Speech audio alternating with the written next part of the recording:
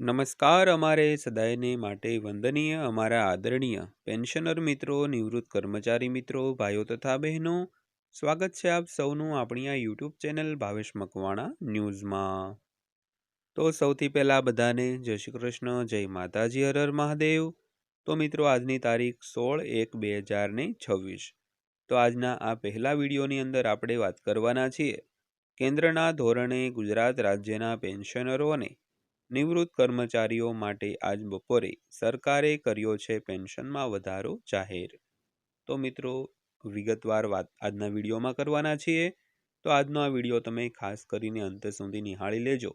અને હજી સુધી જો આપણી આ ચેનલ તમે સબસ્ક્રાઈબ ન કરી હોય તો ડેઈલી આવી જ માહિતીઓ માટે આપણી આ યુટ્યુબ ચેનલ પણ સબસ્ક્રાઈબ કરી લેજો મિત્રો। કારણ કે આપણી આ ચેનલમાં તમારે રોજબરોજની જે અગત્યની માહિતીઓ હોય તેના વિડીયો આપણે એકદમ સરળ ભાષામાં બનાવીને તમને માહિતગાર કરતા રહેતા હોઈએ। તો ખાસ કરીને આવી માહિતીઓ મેળવવા માટે આપણી આ ચેનલ ખાસ કરીને સબસ્ક્રાઈબ કરી લેજો। તો શરૂ કરીએ આજનો આ વિડીયો। તો સૌથી પહેલાં વાત કરીએ ડીએ વધારો અપડેટની। કેન્દ્ર સરકારના કર્મચારીઓના મોંઘવારી ભથ્થા અંગે એક નવું અપડેટ સામે આવ્યું છે। તો નવીનતમ માહિતીને આધારે આગામી વધારા અંગે ચર્ચાઓ જોરશોરથી ચાલી રહી છે। તો એવું માનવામાં આવે છે કે માર્ચમાં સમીક્ષા પછી ડીએ ફરીથી વધારવામાં આવશે, જેનો સીધો લાભ લાખો કર્મચારીઓ અને પેન્શનરોને થશે। તો આ અપડેટની સંપૂર્ણ વિગતો જાણવા માટે આ સમાચાર ખાસ કરીને અંત સુધી જોઈ લેજો મિત્રો।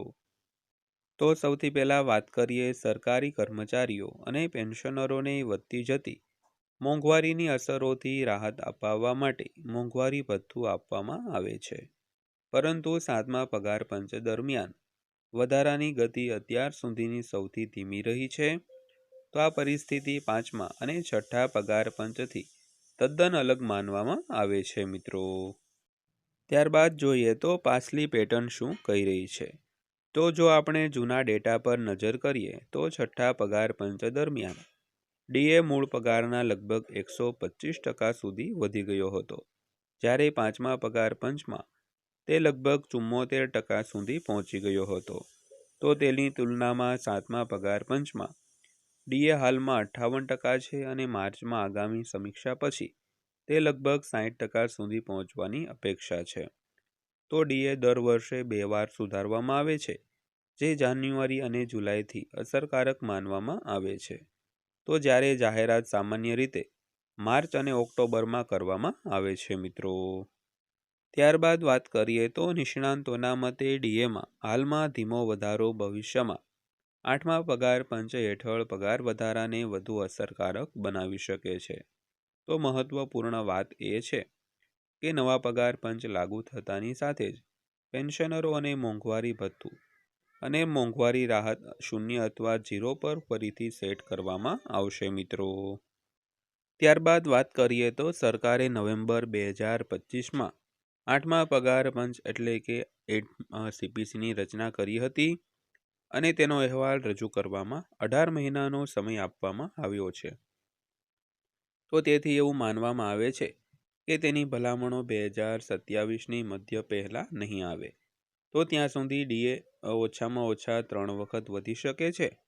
તો માર્ચ અને ઓક્ટોબર 2026માં અને માર્ચ 2027માં। તો જો દરેક વધારો સરેરાશ 2 થી 4% પોઈન્ટનો થાય તો નવા પગાર પંચ લાગુ થાય તે પહેલાં ડીએ લગભગ 70% સુધી પહોંચી શકે છે મિત્રો। તો ખાસ કરીને સરકારે જે નવેમ્બર 2025માં 8મા પગાર પંચની રચના કરી અને તેનો અહેવાલ રજૂ કરવા માટે જે પગાર પંચની સમિતિ બની તેને 18 મહિનાનો સમય આપવામાં આવ્યો હતો। તો તેથી એવું પણ માનવામાં આવ્યું છે કે તેની ભલામણો 2027ના મધ્ય પહેલાં નહીં આવે। તો ત્યાં સુધી ડીએ ઓછામાં ઓછો 3 વખત વધી શકશે। તો માર્ચ ઓક્ટોબર 2026ની અંદર અને 2027માં। તો આ વધારો સરેરાશ 2 થી 4%નો હોય। તો જ્યારે 8મું પગાર પંચ લાગુ થાય તે પહેલાં ડીએ લગભગ 70% સુધી પહોંચી શકે છે મિત્રો। ત્યારબાદ વાત કરીએ તો 7મા પગાર પંચ ડીએની ગતિ ધીમી થઈ તેનું મુખ્ય કારણ જે સમયગાળા દરમિયાન એટલે કે કોવિડના સમયગાળા દરમિયાન લગભગ 18 મહિના માટે ડીએડીઆર વધારા પર પ્રતિબંધ મૂકવાનું પણ માનવામાં આવે છે, જેથી સરકારી તિજોરી પર કોઈ વધારાનો બોજ ન પડે. તો ખાસ કરીને જે 7મા પગાર પંચમાં ડીએ ધીમી ગતિએ વધ્યો છે, તેનું મુખ્ય કારણ જે કોરોનાનો સમયગાળો હતો ત્યારે જે મોંઘવારી ભથ્થા ઉપર રોક લગાવવામાં આવી હતી, તેને કારણે 10થી 15% મોંઘવારી ભથ્થામાં વધારો છે તે ઓછો થયો હતો અને તેને કારણે સરકારી તિજોરી પર કોઈ વધારાનો બોજ ન પડે તે માટે સરકારે આ નિર્ણય છે તે લીધો હતો. તો મિત્રો, આ હતી આજની માહિતી પસંદ આવી હોય, વિડીયો સારો લાગ્યો હોય તો વિડીયોને એક લાઇક કરી દેજો અને આવી જ માહિતીઓ માટે આપણી આ ચેનલ સબસ્ક્રાઈબ કરી લેજો. તો ફરીવાર પાછા મળીશું એક નવા વિડીયો સાથે, નવી માહિતી સાથે. ત્યાં સુધી સૌને જય હિન્દ, વંદે માતરમ.